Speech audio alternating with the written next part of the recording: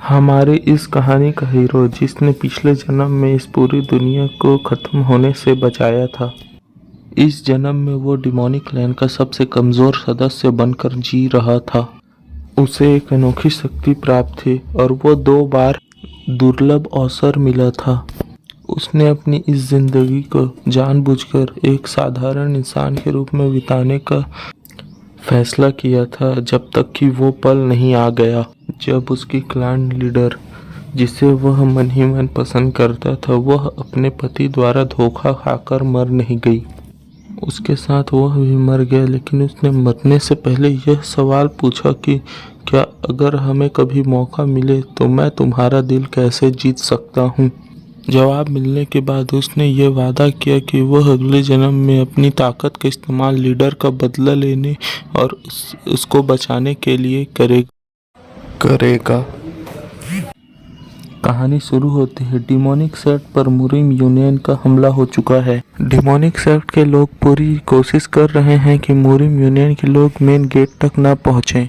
यहाँ से scene shift होता है हमारे मेन कैरेक्टर चू मयोंग पर, जिसे हम मयोंग ही बोलेंगे, जो सेक्ट लीडर के पैलेस की ओर दौड़ रहा है और जो कहता है कि मुरिम यूनियन ने 10,000 सोल्जर तैनात कर दिए हैं। उसे दौड़ते हुए एक आदमी देखता है और वो कहता है, तुम इस हालत में।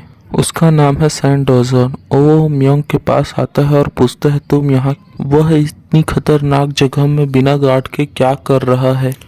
फिर वह तुरंत साथ चलने को कहता है।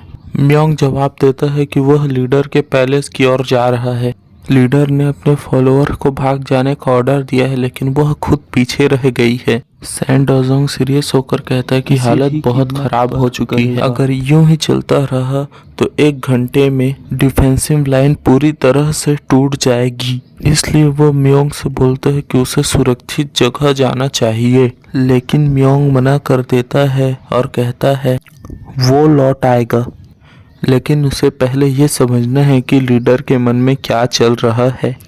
सैन डोजोंग जानता है कि वह अब उसे नहीं रोक सकता, इसलिए वह दौड़ता हुआ निकल जाता है।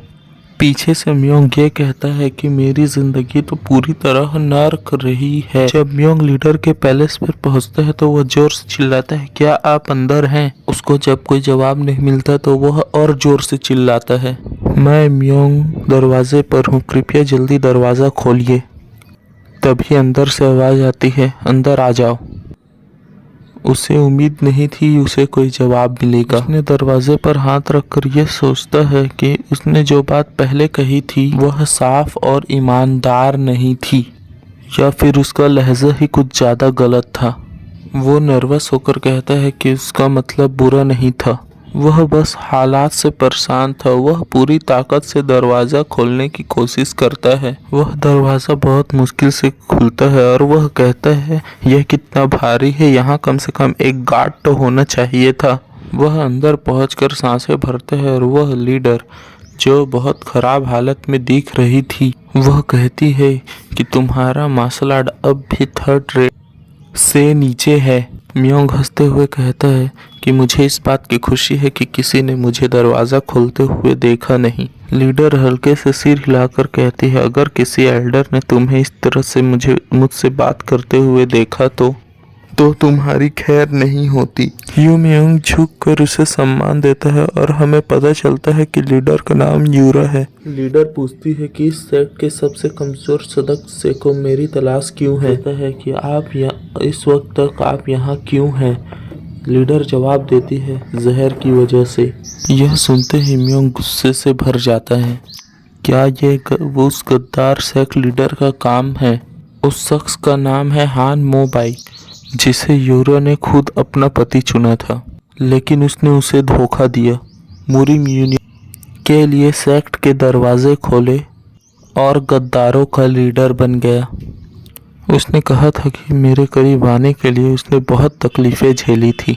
उसने मेरा भरोसा और मेरा दिल जीता और फिर मुझे जहर दे दिया, ताकि मैं उस दर्द को महसूस कर सकूं जो उसने सालों तक सहा। ये सुनकर म्योंग गुस्से से तमतमा जाता है और वह अपना मुंह ढक लेता है जिससे कोई आवाज न निकले। सेक्ट लीडर ये देखकर बोलते हैं कि तुम बहुत मजेदार इंसान हो। फिर म्यूंग ने यह कहा कि यह समय इस सब बातों का नहीं है।